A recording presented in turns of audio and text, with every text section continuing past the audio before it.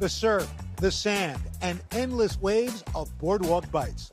For generations, millions of Americans have been flocking to New Jersey's iconic beaches. In the early 20th century, the Jersey Shore pioneered boardwalk culture in the United States, introducing new forms of entertainment, gaming, and nightlife. However, any trip to the shore just wouldn't be complete without the food, of course. So come along as we hit the boardwalk for a tasty trip down memory lane. Time to head out of Studio 1A and hit the road for a new kind of culinary adventure. Follow me as I taste some of the most iconic foods around the country and meet the families behind them. Together, we're going to learn how a good meal has the power to connect us to our past, our future, and each other.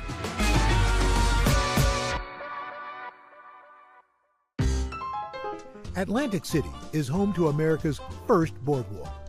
This seaside town flourished in the late 1800s, thanks in large part to Dr. Jonathan Pitney, who saw a lucrative opportunity. Atlantic City became the resort it is now when some genius thought of a way to get from Philadelphia to the ocean. And he drew a straight line almost, and they built a railroad.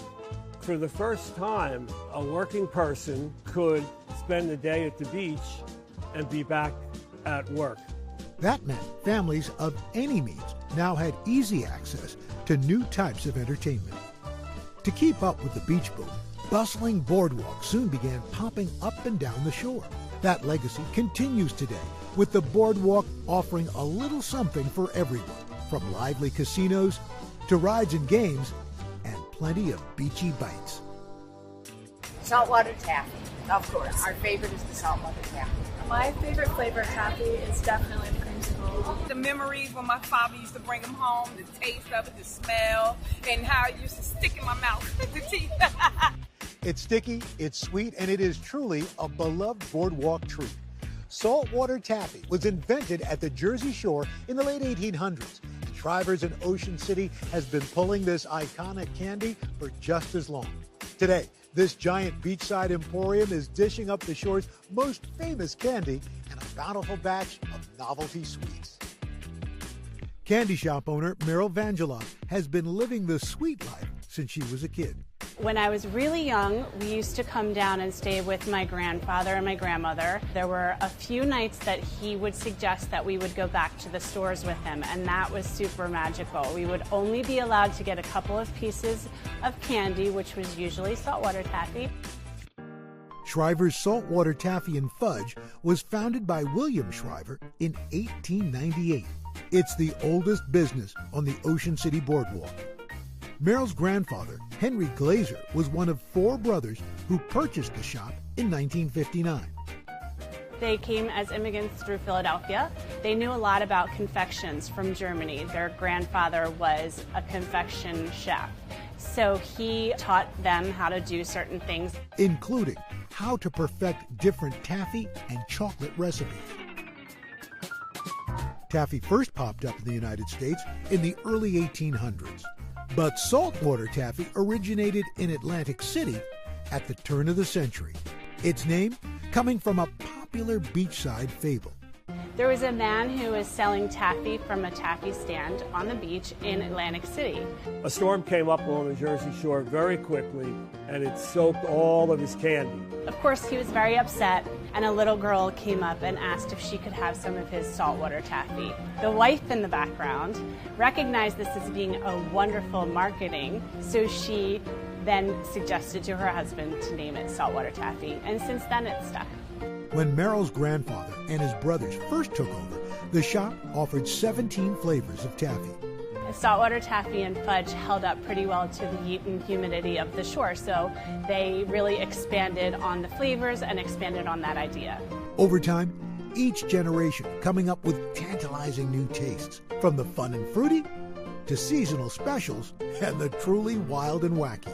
I had watched a lot of people come into the store and take different flavors, put them together, twist them up and eat them, and I thought, well, maybe we should be doing this for them, so we decided to make the twisted flavors. Now, on any given day, they offer more than 60 flavors. Meryl started working in her grandfather's shop as a young adult. She even found romance on the line. It was my first year as the production manager in the back, which is where I met my husband. He was working here. Now, a new generation of the Vangelov family is mastering the labor-intensive process of pulling taffy. I want to be the next Taffy Picasso. After years of studying at the shop, Meryl's oldest son, Adrian, recently started manning the machines on his own. It's my whole life. I've been doing it every summer. It's just an amazing experience. I enjoy hanging out with my family.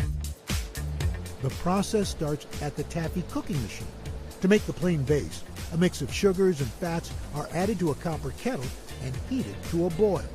Despite its name, there's actually no salt in this sticky treat.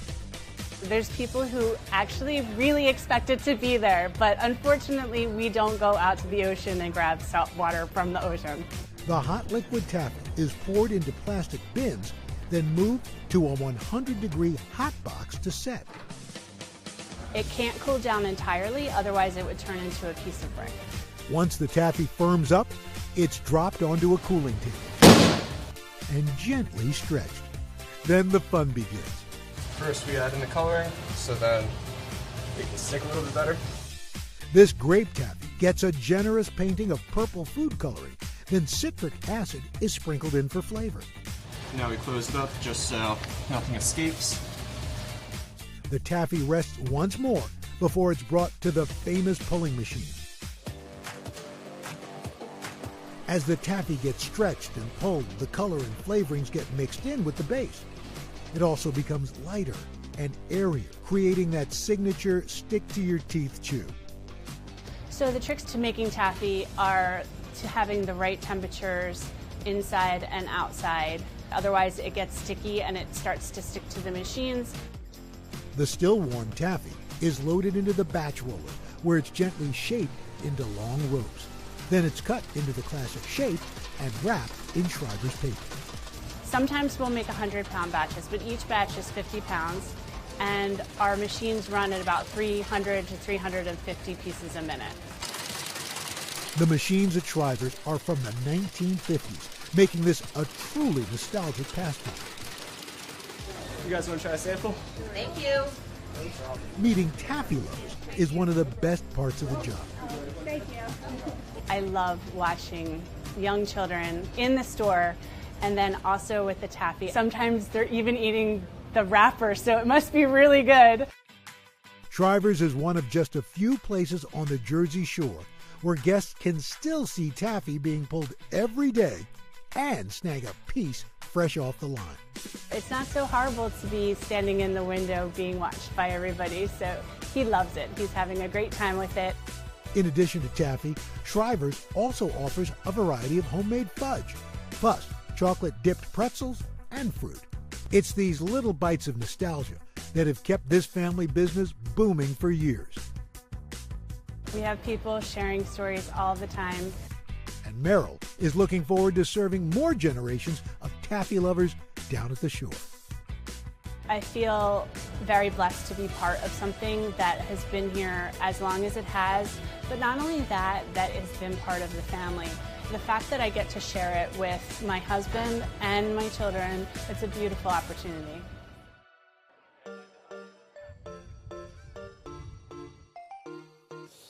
Oh, you can't beat the smell of funnel cakes wafting through the air. On the historic Atlantic City Boardwalk, there's one business that's really putting the fun into funnel cakes. At the Funnel Cake House, the sky is the limit when it comes to toppings. I mean, they've got every kind of topping you could possibly imagine. But it's their signature funnel cake sundae that's winning over legions of fans. Favorite boardwalk treats would be funnel cake, of course. Funnel cakes, like funnel cakes. I've had like 3 funnel cakes since I've been here, so definitely funnel cake. From French fries to churros, even deep-fried Oreos. On the boardwalk, there's plenty of golden grub for every palate. But for the Gad family of Atlantic City, one deep-fried delicacy tops them all. I don't think anyone here in Atlantic City or probably anywhere else does, the type of toppings that we'd have, and we're always just creating new toppings and changing our menu every year. With over 20 different toppings and sauces at Funnel Cake House, if you can dream it, they can make it. 30-year-old Tarek Gad owns the shop with his parents Said and Monal. He's been a boardwalk regular since childhood. Every summer since I was 7, I've been coming here, spending the entire summer. I remember when I was very young, I wanted to work. Said and Monal immigrated to New Jersey from Alexandria, Egypt in 1989, the same year they got married. The city what we born is the same, exactly looks like Atlantic City. That's why we love it here. Soon, an opportunity came up to open a storefront on the boardwalk. With plenty of families passing by, Said knew this buzzy location would be a great spot to sell sweets. Tarek was an eager employee from the start. I have a lot of memories, riding my bike on the boardwalk, being there with my dad, trying to help him out as much as I can. Working with hot oil isn't child's play, but Tarek was given more responsibilities as a teen. My dad waited till I was kind of old enough to, reach the fryer where I wouldn't really hurt myself. I think I was about 14, 15 when he started letting me make the funnel cakes. After college, Tarek dabbled with a few office jobs, but those summers at the shore were hard to leave behind. For me, it was terrible. I just hated sitting down in an office. Eventually, I just, found my way coming back here. I was just more comfortable working with family. But in the beginning, funnel cakes weren't the focus. It was soft ice cream, hard ice cream, water ice, milkshake, slush, and we add the funnel cake. Yeah, it was really busy because not too many people has that item. After going back to the family stall full-time, Tarek really got down to business. I kind of broke down the cost and the profit of every item. I just realized that funnel cakes were a better option to focus on. Today, Funnel Cake House is one of the only boardwalk stalls making fresh funnel cakes from morning till nearly midnight, 7 days a week. There's no denying that this is the place to go for the most unique toppings. The strawberry cheesecake funnel cake is very popular. The Cinnabon funnel cake is very popular. We have Oreo funnel cakes, Reese's funnel cakes, Hershey syrup, fudge brownie funnel cake, all the basics like the caramel, strawberry. Also the s'mores is really good. Yeah, actually, I forgot about that one. The s'mores is really good. Making a great funnel cake requires both skill and speed. Every funnel cake starts out as a batter made with flour, sugar, and water. Oil is heated to nearly 400 degrees to ensure an even fry. It comes out of the funnel, that's why it's called the funnel cake. Now, when it comes to pouring, every funnel cake artist has their own method.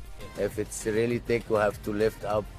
If it's not, we have to, keep close to the fryer. Batter is carefully poured into a metal ring to create a cake shape. When it starts to turn golden brown, the cake gets flipped. Then onto the plate and time for the toppings. Oh yeah, baby. Powdered sugar is traditional, but this shop's signature sundae is a dessert lover's dream. Freshly dusted funnel cake gets a generous swirl of soft serve and the syrup of your choice. No surprise, it's been a big hit with tourists. What I like about funnel cakes is the flavorness and the taste of strawberry.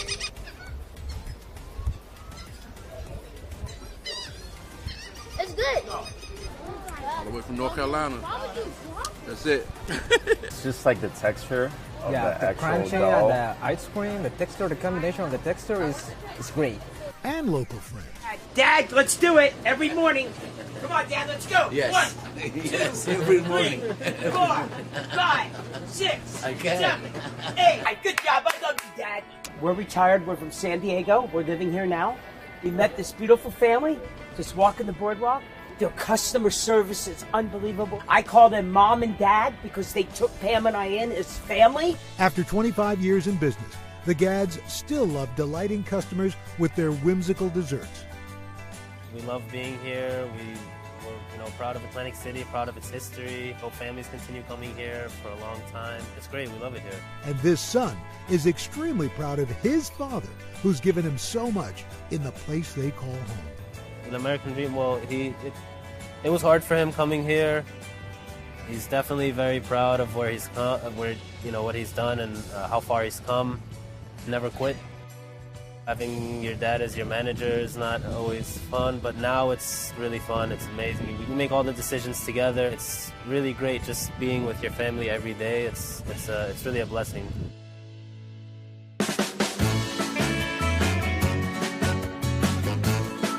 Come on, let's face it. On a hot summer day, is there anything better than something icy to help cool you down? Well, Betty's Icebox in Asbury Park was one of the first boardwalk shops to offer a wide array of vegan sweet treats. But that doesn't make them any less decadent. From their Instagrammable, wacky watermelon shave ice to one-of-a-kind ice cream flavors, there's truly something for everyone here. Let's go meet the family. Betty's Icebox is located inside Asbury Park's historic convention hall. Opened in 1929, this unique venue has hosted iconic acts like Frank Sinatra, the Rolling Stones, and the boss himself, Bruce Springsteen.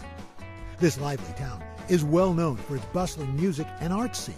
But before hitting the bars, beachgoers flock here for food, souvenirs, and of course, ice-cold treats. Hi, Al.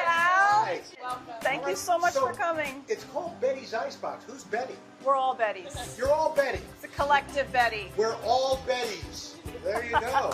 All four members of the Carr family work at Betty's. Mom Courtney is the brains of the operation. She comes up with their dreamy recipes. Husband Mike handles the business. And their two daughters, Phoebe and Eliza, well, they do a little bit of everything. Phoebe is my older daughter, and she's more front of house. She manages the staff, and she runs our social media. And Eliza is my kitchen right-hand woman. They started working at the store as teens, making ice pops. Did the girls want to get involved in first? Did you have They had no choice. Before opening Betty's, Courtney and Mike flipped houses. But Superstorm Sandy changed everything for the family in 2012. And so what made you decide, you know what, I think it's time to start a frozen confections business? We lost our beach house in Sandy, and I just felt like, you know, if I can't enjoy going and sitting on the beach, I might as well open a business and look at the view from this way. Courtney always had a passion for healthy vegan eating, raising her daughters with a plant-based lifestyle. But why paletas and frozen treats? Because it gave me the opportunity to create something that was completely creative and all natural, using local fruits and plant-based dyes. Paletas are Mexican-style ice pops made with fresh fruit juices and real fruit pieces instead of artificial syrup. Of course, there are plenty of frozen sweet shops along Jersey Shore boardwalks, from Italian ice to frozen custard and endless ice cream. But it's not easy finding desserts without dairy, nuts, or artificial dyes. So in 2014, Courtney opened a food truck featuring two organic treats, shave ice and paletas. The first item my daughter and I developed together was a watermelon lime ice pop. At 11 years old, sitting at our kitchen counter, and we gutted a watermelon, put it all together, and froze it and made ice pops. You guys are known for your shave ice. How did you come up with that? My sister had just come back from a trip to Hawaii and couldn't stop raving about the shave ice. And I said, I can make that. I want to make a healthy version of that. It's a very different texture. We make it from big 5-pound blocks of ice that we shave very finely with a razor and then flavor it with our all-natural syrup. So it has the consistency of snow. The truck was a success, allowing the family to open a brick-and-mortar shop just a year later. Courtney expanded the menu to include homemade vegan gelato and natural candies. During the winter months, they even served oat milk hot chocolate. You know, I would think that you guys are meeting a moment right now because there's such an awareness of allergies. We get a lot of calls from nervous moms saying, you know, we've heard that you're an allergy-free spot. You know, we can accommodate them. And it's important for me as a mom, knowing that, you know, my kid can partake in something that other kids can and not feel excluded from a fun dessert. I couldn't wait to cool down with two sweet treats at Betty's Icebox. First up, the shave ice. Courtney's oldest was ready to show me how they make their signature watermelon. We do this on Wednesdays. We call it Watermelon Wednesday. We have, it's like a half watermelon here. Scooped Hollowed out? out a bit. Not all the way. You still get some good meat in there. What do you use the scooped out watermelon? We blend it up and we make a syrup with it. So we mix it with sugar, and then either it goes into a popsicle or a syrup for the top of the shave ice. Oh, cool. The base of this unique dessert gets a creamy layer of soft serve made with oat milk. Then it's ready for the star of the show, the shave ice. Their machines from Japan use a special blade to cut the ice into a smooth, velvety consistency. So I usually shape it a little bit more after the fact. But we like to do them nice and big. Nice. Like that. And then we have our syrup here. Ooh, look at that color. Now, watermelon just wouldn't be complete without seeds. Enter the chocolate chips. But I love the consistency of this. It like melts in your mouth, literally. It's like snow. We don't like the crunchy ice like a snow cone, you know what I mean? Good thing it's not yellow. Yeah. This is the only place where you can eat the yellow snow. I like you, Phoebe. Do you have people who didn't realize it was vegan and go, oh my gosh? All the time. We used to, give disclaimers sometimes, like, just so you know, this might taste a little bit different, and we've kind of just stopped doing that because people don't really notice or care anymore. And I just had to try Betty's signature summer special, a rainbow Pride Pop.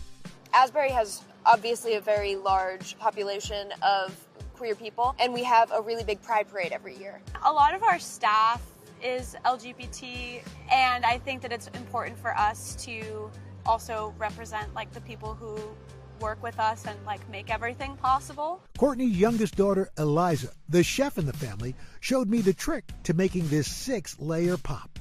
It starts with an organic lemonade base. We use all natural flavors and colors to make each layer have their own kind of pizzazz, if you will. To make the red layer, the lemonade gets a healthy pour of cherry syrup.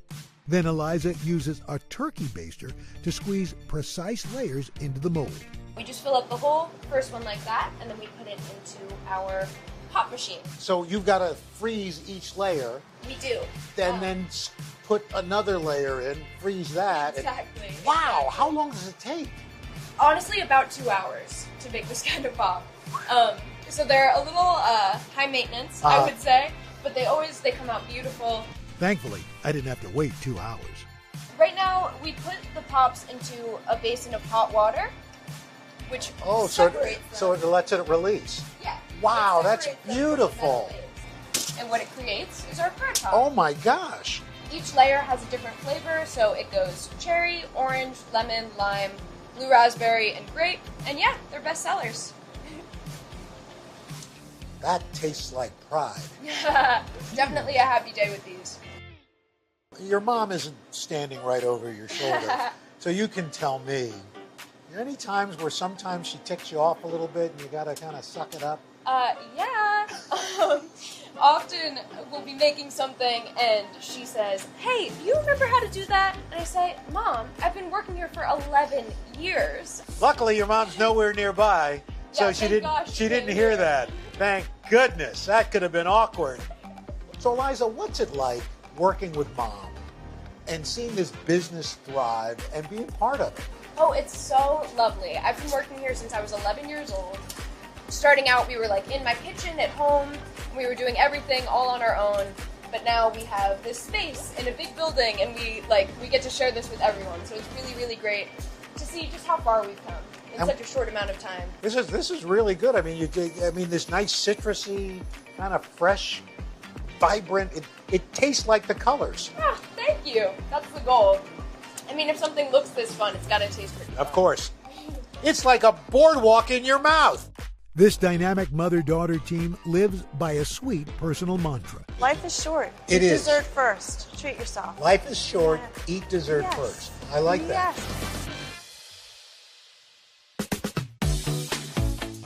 Bustling boardwalks are the epitome of the Jersey Shore experience. Every beach may be different, but visitors here are sure to find plenty of their favorite nostalgic eats. And the families who are pulling, frying, and scooping up these boardwalk delights are serving up a bit of history with every beachy bite.